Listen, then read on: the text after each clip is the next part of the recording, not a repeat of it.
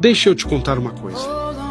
Cada escolha que você faz hoje molda o que você será amanhã.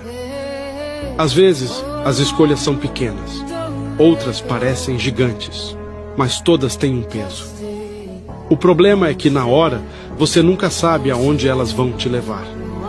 Mas a verdade é esta: quem escolhe viver com intenção, constrói um futuro com propósito.